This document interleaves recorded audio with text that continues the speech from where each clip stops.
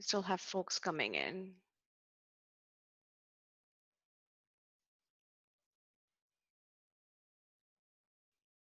It is a full house indeed. Okay.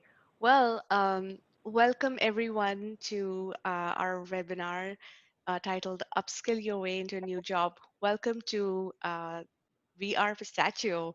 My name is Aditi Patil, and I'm the founder and chief relocating spouse at VR Pistachio. Uh, in just a few minutes, you get to see a few people from our team as well. Um, Before we start, just going to get started with a little bit information about Pistachio. So, Lavan, if you want to move the slides. Yes, it is my pleasure to welcome Lavanya Sankar, who is our presenter for today. She is a project manager with SAP Concur, a problem solver. That's her attitude. She loves solving problems. She is definitely multi-talented and advocate, passionate advocate about serving the community. Um, and is always willing to help and mentor women in their career. Uh, Lavanya and I had the pleasure of being classmates at one of the course at University of Washington, where we studied entrepreneurial leadership. So she has an incredible thirst for learning, and we bonded on such common ground. And one of the things that really impressed me about her was her ability to keep learning and her ability to keep upskilling herself. And that's what is testament to how she has moved into her career. And that's what she's here to share with all of us today. I know I'm really looking forward to this. She is also a relocating spouse. And, I think that that is also important to share, because We Are Pistachio is a community of relocating spouses. And she has really reinvented her career, held on to her career despite moving to different locations. So thank you, Lavanya. I know it's incredibly busy schedule. Thank you for coming and sharing your expertise.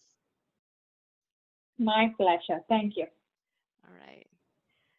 So we want to talk a little bit about We Are Pistachio. It really started with this promise that no relocating spouse is ever alone. I love to share the story of in my first international relocation. I moved to Malaysia from India, and my husband went off to his fancy new job. My kids went off to an international school, and I was left at home alone, literally to unpack not just the physical things, but also what lay ahead of me. And I found that I felt alone. And I realized that I did not need to be alone. Along the way, I met several amazing relocating spouses, and with our vision, We Are Pistachio was born. We are a community built by relocating spouses for each other.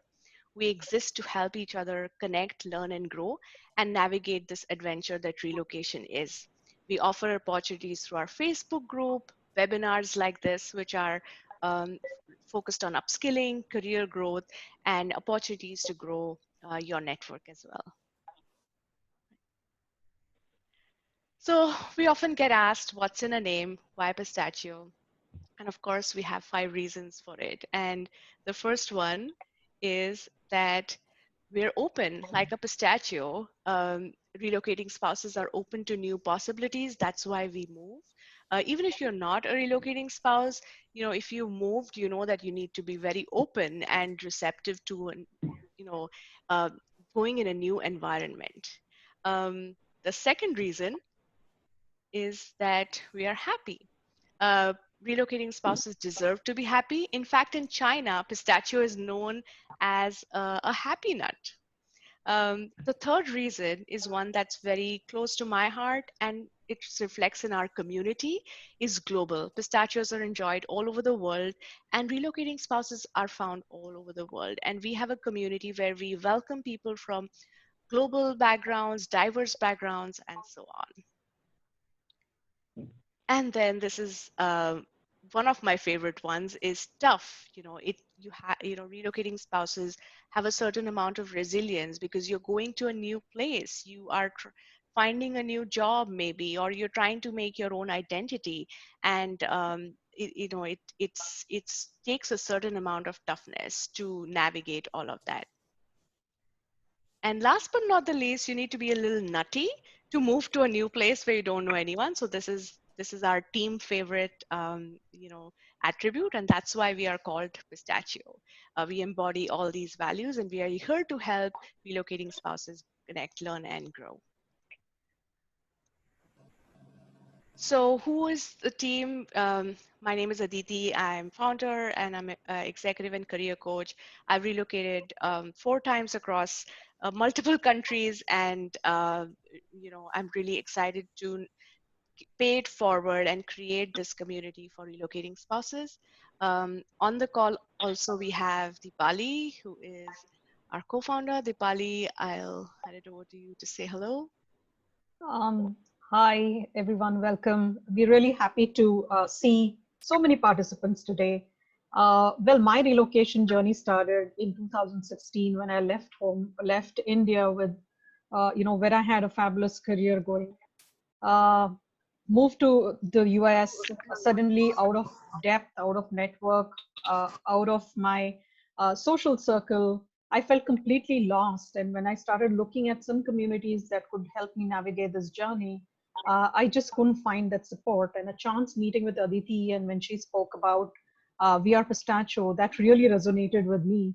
And that's how, Aditi and me now are full time into VR Pistachio, trying to help others like us navigate this tough journey.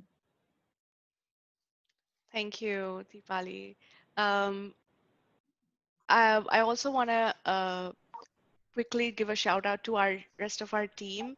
If you want to say a quick hello, we have our volunteers here, Anka, uh, Pratiti, and Ida. I don't know if you're here.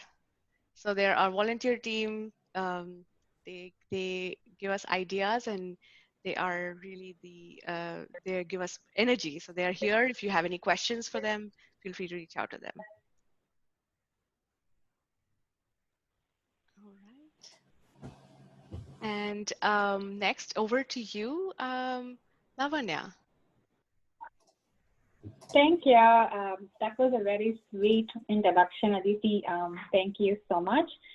First of all, thank you for joining today. I really appreciate your time on a Friday evening. I know it's a little crazy with the current situation, being in a new location, finding a new job. I understand the pain and I empathize with your situation, and I really hope that this content will help you give some direction in your journey today. I also want to thank Aditi and Dipali for the opportunity. It's always amazing to give back to the community this way, and they're doing such amazing work. I've seen this evolve from the last a year and a half, Aditi, and I'm so impressed, and I wish you, both of you, the very best luck. With that, let's just dive in. So this is the agenda for today. I'm going to spend a little time talking about myself so you understand my journey, and then I'm calling it a magic formula. We'll see how far that goes. And then how do you know your interest? How do you identify the skills you have? How do you categorize the skills as well? And how do you analyze the job market? And how do you grow your network? And the learning platforms you can use to grow your career? And in the end, how do you find and apply for the job? So with that said, let's jump right in. This is me. I did this a few weeks ago. I began my career right after my engineering in 2009. My values in life are pretty simple: honesty, dedication, and commitment. I do enjoy painting, dancing, and I write a lot. I am a professional Kathak dancer, and I do perform in some stages. You may see me in some events. I write. It's more like my therapy, and I just love putting my thoughts out. So in 2011 is when we thought to get married, my husband and I. But then I had an opportunity, and I had two options. One, I could stay back in India and work till I get my H-1B visa for about a year and then come to the US. Or I could come with a dependent, and I chose to stay back. I waited for a few months, and I came to the US on a H-1B visa. which itself is a huge achievement at that point in time. I joined as a business intelligence developer back in 2012, and then things changed dramatically. So my husband and I couldn't find a job in the same location, so we kept moving around, and most time I just lived alone for almost 3 years. It was a lot of loneliness, and I was just trying to cope up with the stress with my work.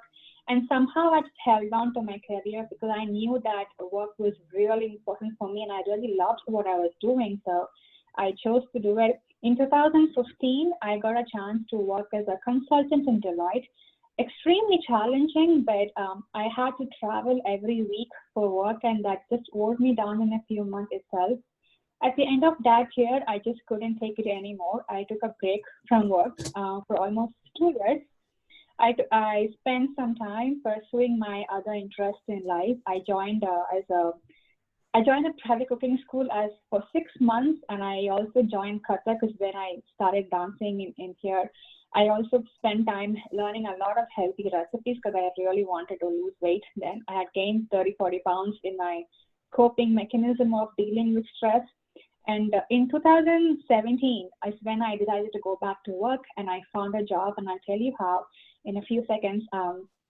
And then I work for Concord as a project manager today. So over my career, there's been a lot of ups and downs. I moved over 6 cities just in the US.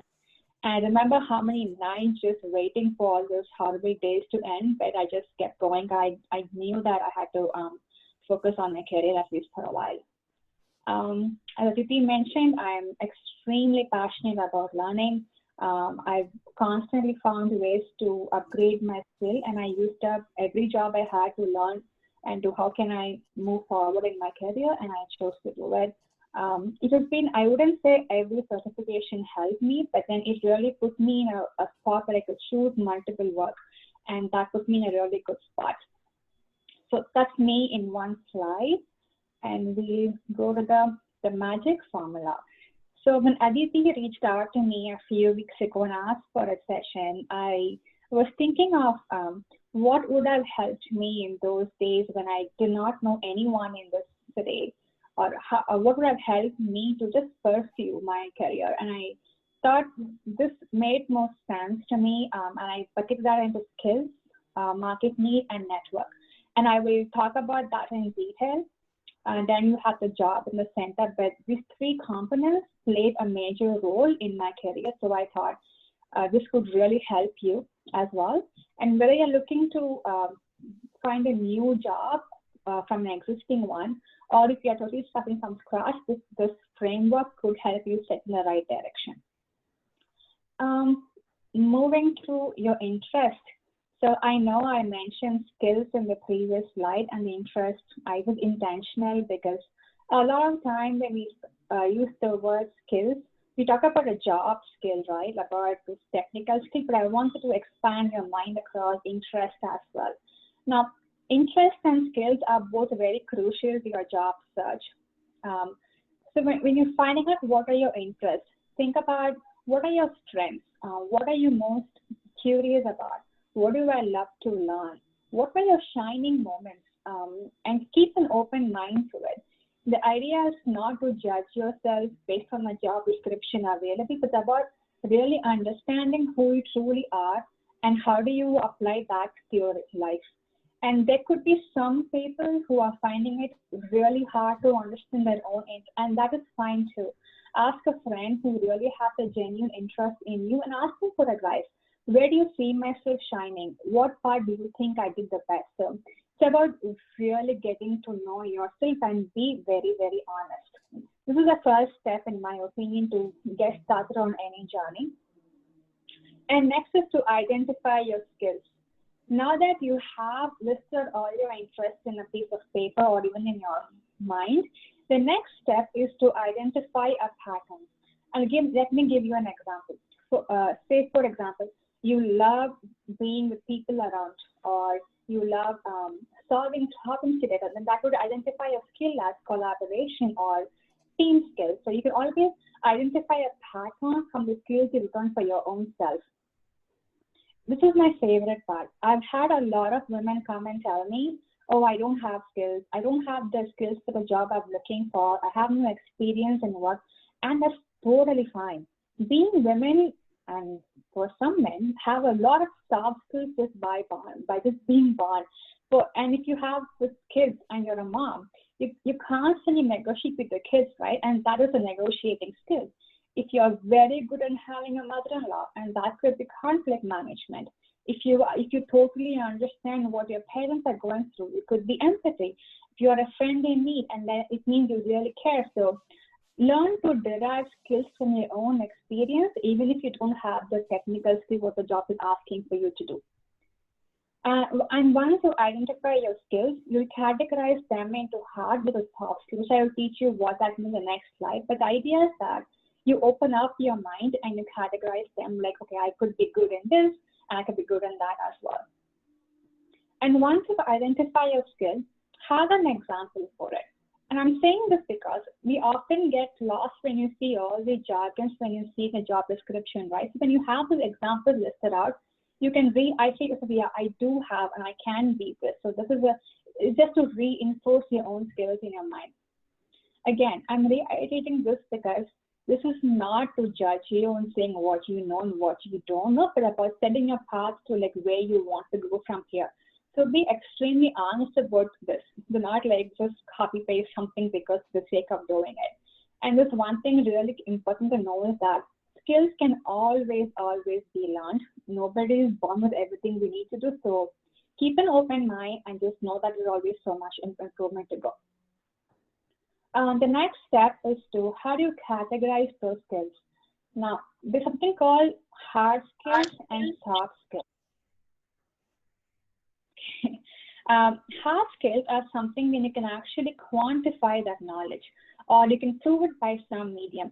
An example would be a PMP certification, right? So when people see a PMP, they may think, oh, she must be having some kind of management knowledge in her area. So they all are hard skills, degrees, certifications, or any kind of fellowships you've had. If you know any Java, programming language, or mathematics, all they are hard skills. You can always measure them in some way. Soft skills, on the other hand, you really can't measure them. And they're usually only seen when you work with someone or the approaches you actually have. Again, an example would be, just because I'm PMP certified does not mean I have a great communication skill, right? Unless you really work with me or you know or you've seen me in a meeting, you will actually not know I have a good communication skill. So some of the soft skills are flexibility, teamwork, empathy, leadership. So as women, most time we do have a lot of soft skills in just in our bucket. Before we go, I just wanted to see if anyone has any questions before we move on to the market research.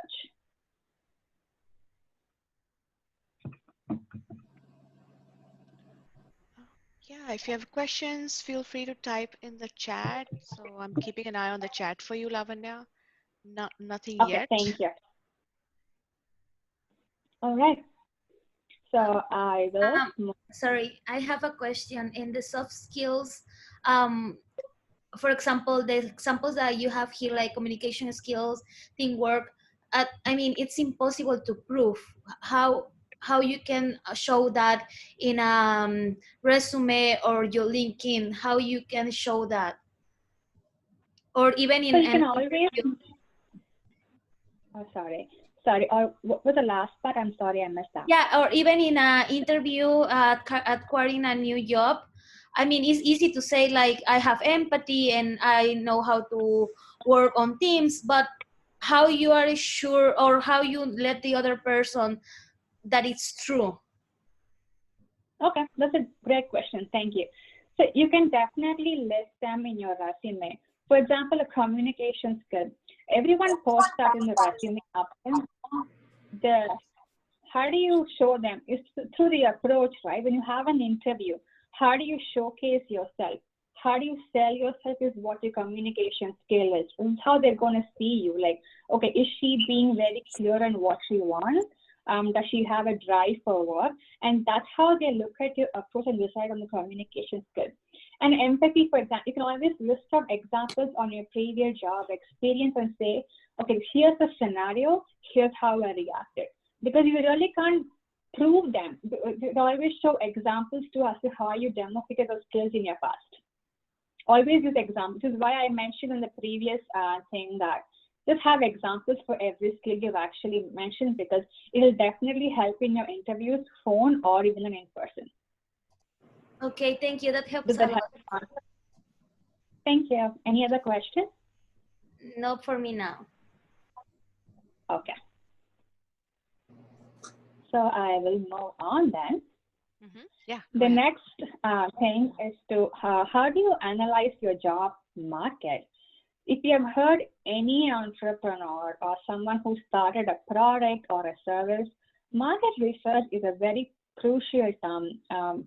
Market segment or market share primarily means you're identifying a gap in the market, and then you're analyzing how your skill or how your product is going to serve that purpose. So market research is also equally important when you're trying to find a job, right? Because at this point in time, you have your skills ready, but how do you know what the market is calling for, and how do you bridge those gaps is the next step of the process. The first thing is to know is that who's hiring in your location, and it heavily depends on the area you live. Cities like Seattle and San Francisco Bay Area may have more jobs. They may have more jobs in data science or something. In the eastern location, you may have different kind of jobs. You really should understand in your location who's hiring and what is the trend in the current economy, which is a perfect situation today, because with the current pandemic situation, a lot has changed in the economy, right? A lot of in-person has become like virtual events. People are trying to really get a pipeline or people to visit their website just by campaign or just by an online source. So you can see a trend changing right now, focusing more on digital marketing, digital analytics. So now the trend is that it's really crucial for you to understand what is really going on in the market and how can you provide. Third thing is like quarterly trends. I work in a corporate company, so I've understood that at the end of the year, every December, they usually have a new strategy or they have a new thing to try next year. So in the first quarter, which is nothing but Jan, Feb, and March, you'll usually find more openings than the other 3 quarters. So first and 2 quarters, you will find more jobs than the other location. Then there could be some like Amazon hiring throughout the year, but then there'll always be a trend. If you closely observe the number of jobs coming in, you'll begin to notice that, okay, there could be some jobs in this quarter than the other quarter. So it's also important when you start applying and when you should not apply. And no matter what the economy looks like, there is always a need for different skill sets. As I already mentioned, because of the pandemic situation now, companies like mine are trying so hard to invest more in digital work than the in-person events. So you may not find the exact job what was there last year. We always find a need where you can demonstrate your skill as well. So as you look through your jobs in your location, also think through your skill set. What do you have? Does it actually match your experience or your education as well? And across what domain do you see more number of postings? And what I mean by that is, every company generally will have 3 main domains, right? We'll have sales, we'll have a product, and then you have marketing. And then you have this all data stuff, which is common across all the 3 domains as well. So you can begin to understand and what domains you actually have more jobs coming up, and most importantly, are you interested in doing that work? Because a job is not a short-term goal. You got to find something that you truly want to do as well. And that's the job title, which took me a while to understand, though I have been in this thing for quite a while. Job titles could mean different meanings in different companies. An example would be, I work at Concur, and that's a software company. So a product manager in my company would mean he or she should understand the software development life cycle, understand Java coding, understand the UX research part, and how do they work with the users. However, the same product manager role in a company like Boeing, which is a hardware company, may totally mean a different thing. And there's also this different job titles like a product owner, a project manager, scrum master, or the program manager. So don't get scared by these job titles because some of them are just like confusing, but look at the description and see if your skill set matches that. It took me a while to understand this because I was so sure I want to be a product manager, but then I did not understand software. So I thought it's not for me, but then I thought, oh, it's not the same for every company. Microsoft is totally different. So, but really understand what your job is asking for and then choose that. And before all this stuff, also find out what is your worth. You really want to understand it for your experience and your skill set. What is the market value? Like how should you be paid? Because you want to have that as well to understand what kind of job you want to apply. Before I go to network, any question on the job market?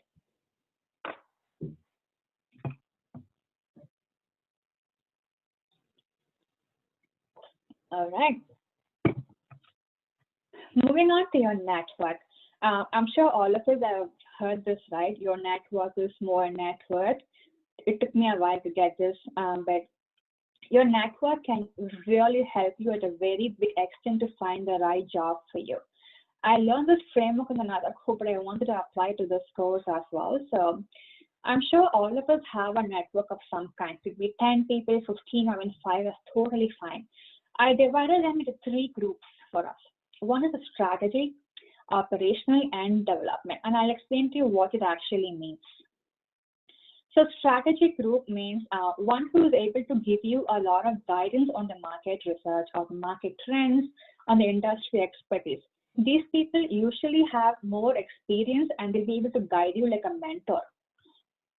Operational is a guy or someone who can actually help you with the day-to-day work. Like you may have this one person who will have multiple connections and multiple networks, right? That one person is a good resource for you to connect with many other guys for you to connect with. That is the operational stuff. The last one is development. Who can actually help you grow yourself first professionally or career-wise?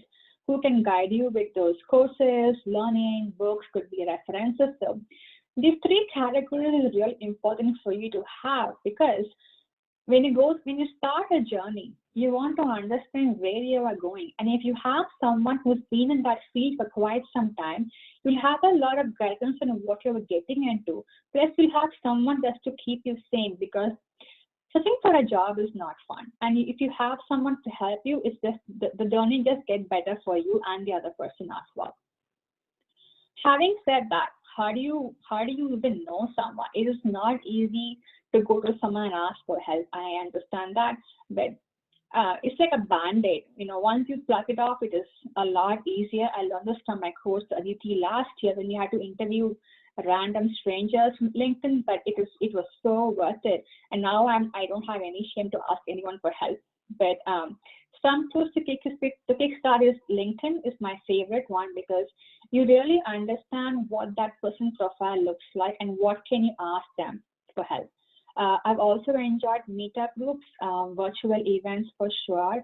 Facebook, volunteering. Volunteering is a great way to get into to get experience and also networking because you begin to meet different people and your work is also valued. Plus, you get to know a lot of others who have similar mindset, and plus you get experience. So it's like all in all category. And the last one I thought of is information interview, which is I learned this from a recruiter from Microsoft. So she mentioned to me that if you want to understand about what a team is doing, just ask the manager for coffee or for lunch, and you ask about the team and try to understand what the team is doing. So what you're trying to do is that, number one, you're asking the manager for his or her time, but you also want to understand what the team is doing. And number two, you can also tell the boss or the guy that, okay, I can provide value on these domains. And I have heard stories of people who have actually gotten a job that way. They may not have a job posting posted anywhere, but then if the manager sees a potential in you, and if he or she finds that you could be an asset to the team, and they will find that they'll open just for you. Now, asking for help to a stranger is not easy, but also remember asking for help is a strength and embrace it. Time is the most important resource anybody can have today. So when you ask someone for help, Be very, very specific on what you want to know and how much time you need from them. Also tell them what value you could provide to them. This will help them to understand how they can help you in advance. Just have an agenda so you actually know what you're going to talk about. Don't just say, I would like to know for 30 minutes. It's not going to help them at all. Be very, very specific because you should value everyone's time as well. And people love talking about their own stories. I'm telling you, it is true. So you asking help from them is actually a favor to their own life because people just love self-talk. And as you're networking, you also build your personal brand. Remember, you're always selling yourself. So it's very, very important to carry yourself and start building out your own story. Learning, before I move on, any questions from the networking part?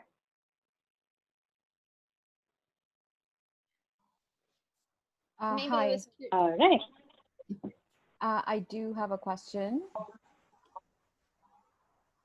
Yes. Lavanya, yeah. So I was wondering, when you said you do an informational interview, while you go prepared and make sure you value the time of the person who you're going to talk with, how you also said something about that you show them your value of you. I'm not clear what you meant by that. Did you mean that it would be valuable for them to meet with you also? Do you show that, and how would that happen? Because you are pretty much in a position to gain knowledge from them, but what would you have to share with them? How would you be, so how would you show that? So the way I would do, I'll tell you how I would do it. When I'll ask for information intel from someone, I'll have a high-level idea of what the team is doing, right? Like, for example, they may be looking product, so I may tell them, okay, I would love to talk to you about so and so reason, and then I would love to learn these things from you. And then I'll also say, I'm good at these things as well. These are my skills. This is my experience. Is there any way I can help you? It's just about having that loop, because when you ask them for help, right, you're telling them, I want your time, but I'm willing to help you as well. You know, they might think like, okay, she has some communication, or she may have some project work, so I can leverage her for volunteering work. How it's about like just offering them, you know, some kind of help, and it's up to them. They may not necessarily want. It's about you just being courteous to their time as well. Thank you. Hey, Lavanya. Yes. Yeah. Hi. I have a question again regarding informational interviews. So for the informational interviews, I kind of get like it would be easier to get asked for an informational interview if you are within a big corporation and like you are trying to move across teams. But what about if you are trying to move to a different company? Any tips or any experience how to approach that? Like if suppose I'm in company ABC and I'm interested in 2-3 other companies, how do I approach that? I have only done the interviews with cross-functional teams. I work for Concur, but I've had these talks with Microsoft mostly. Again, I apply the same approach. So I ask them, okay, I really love what you're doing in your team. I see that you're doing all this amazing work. I would love to learn more about your team and what you do and what you want in your team. And then I would also tell them, I am so and so in this company. This is what I do. But I would love to catch up with you if you have any opportunities across. So I wouldn't say any, and also look for if you have any common friends who can link you. There's not one particular approach, I would say, but then about being really curious and interested in what the other person is doing. And then you put that in a way that you also want to help, and then you get the conversation going. Did that help you? Yeah, thank you. So do you think LinkedIn is the best platform for this kind of I have used LinkedIn my network for asking people for other references. I've also used Meetup a lot, actually. There are a lot of Meetups for products and for product managers. I've also used that too, just to know. And volunteering was also pretty good. I volunteered in Pike Place Foundation last year, and I found a lot of people like me who was actually interested. I found similar guys who did all those work as well. So again, it also depends on what kind of content you're looking out for. LinkedIn is the easiest one for me because you also get to see what person's profile looks like. But then I would say be open to like virtual events, meetup groups, even volunteering as well, just to develop a network and knowing really what people can offer to you. Thank you. Thank you. Any other questions?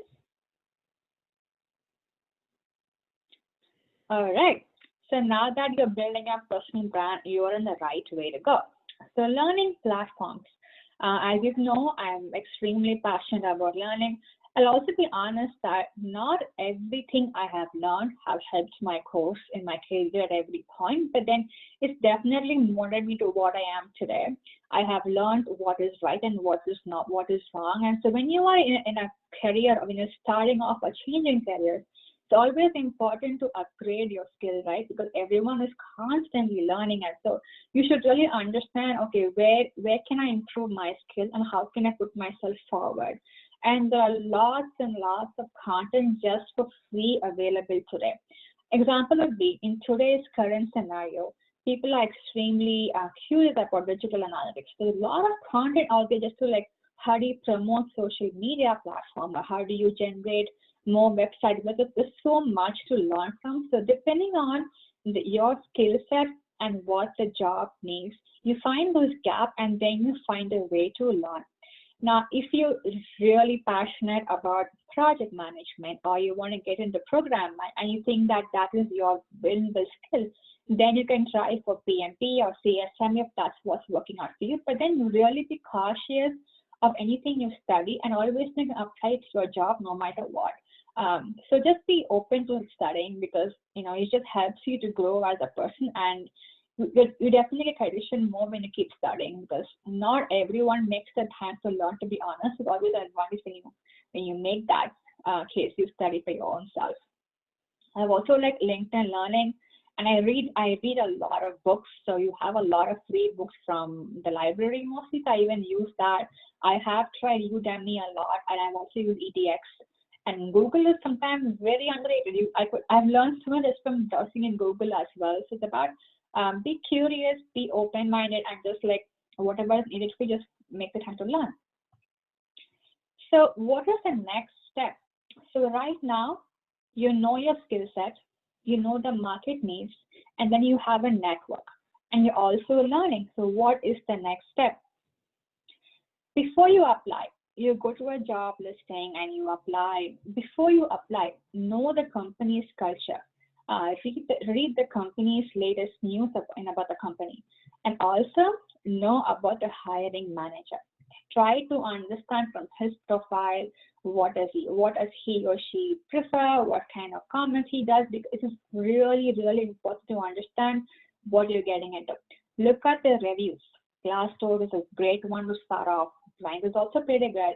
Try to talk to similar teams across the company just to understand what the team culture will look like. Think long term. And I say that because I've seen various women jumping into a job because they were just so, I want a job right now. But then they didn't have any flexibility in their work schedules at all. They've had kids, they have got to spend so much time working. So always think long term. This is not only about finding a job in the short term, but about really finding what you truly love to do in the long term, right? So ask for options. Can I work this way? Can I have flexibility? Just be open about whatever you want because the company needs you more than you need them. And then also think about, does your value match with what the company is also standing for? And then you begin to apply and rock your interview. It's not over, just one more slide.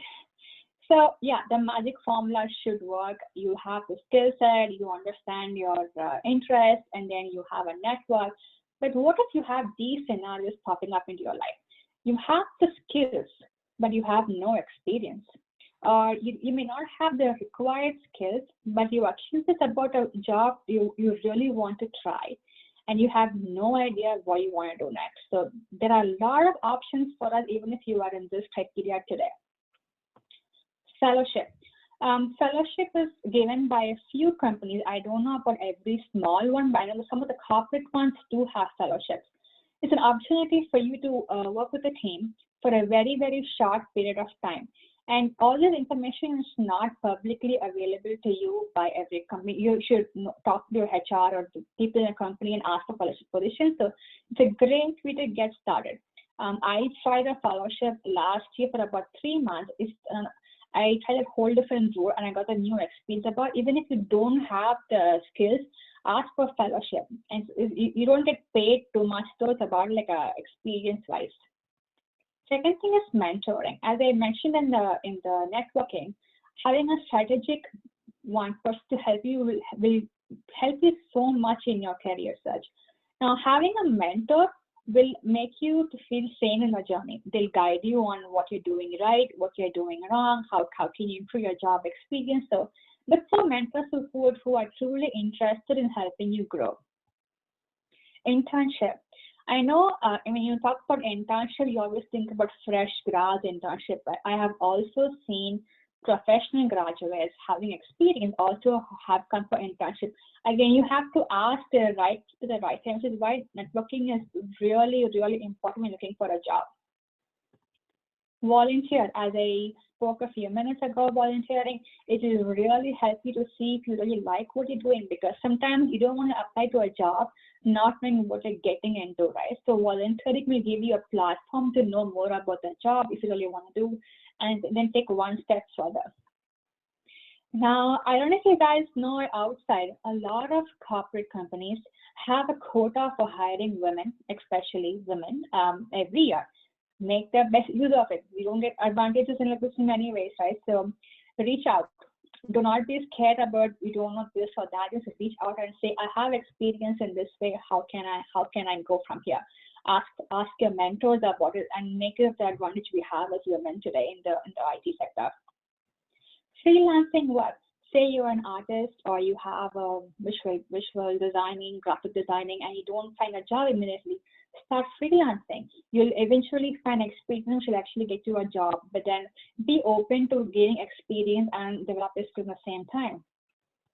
And the last one is I learned from a friend a year ago. So apparently there was a program in some companies helping for mothers who've taken a break because of babies to get back to work. Now, I did not know about it unless she told me, but then keep an open mind, which is why a network is like really, really important to have, because they will know all the inside information which is not actually publicly available to you outside. So there's ton of opportunities for outside, and then also getting into a sector. So yeah, that's about the last part of what can you do for your other skill set. So any questions on the slide?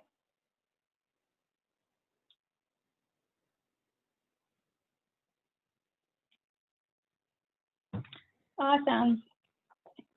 So I want to wrap this up with saying that what areas I'm familiar with. I have a good experience in management, strategy, data reporting, and marketing. If you have any questions, you want more time from me, please feel free to reach out to me or Aditi. So thank you all so much for your time today. I really appreciate it, as I mentioned before, and I wish you good luck on your journey. Back to you, Aditi. Thank you. Thank you so much, Lavanya. We got a comment from Mansi. This was very insightful, and I couldn't agree more. Another comment from Siley about there's lots of great information. I want to put it out there. Does anybody have any other questions? I know I have one that came up in chat, but while I ask that, if any of you have questions, feel free to comment. So one of the questions that I have, Lavanya, that's come up is, uh, how do you spoke about strengths and finding out your areas of interest.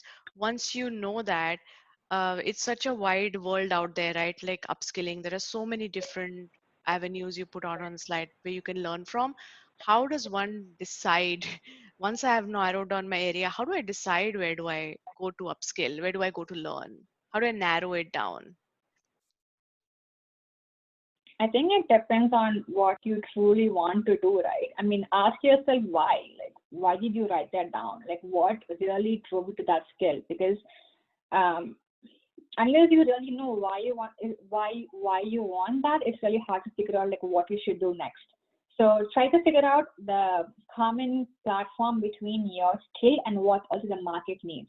You have a variety of skills, you're good in so many things, then think about what are you more interested in. Where do I find time thinking myself more in what domain? And maybe that could be a guiding factor, because I love a lot of things in life. I love dancing, painting, but then for me, this kind of work is more important to me as a person, and I value this work more than my dancing. So I would spend more time on this and than on dancing. So just how about really figuring out what really matters to you as a human, and then figuring out the gaps you have between your skill and then the marketing need as well. So what this buckets. I hope Awesome. that helps to an extent, but that's how I did for me. Yeah, absolutely. Thank you for sharing. Maybe Um, I have a question. Sorry to interrupt you. Maybe Go I have a ahead. question to the people coming in today. Like, what do you want to learn, or what brought you to this webinar? Did you have anything specific in mind? Was it covered? Do you want to hear more on certain areas? Anybody had a clear idea of how they want to upskill on, or on what area?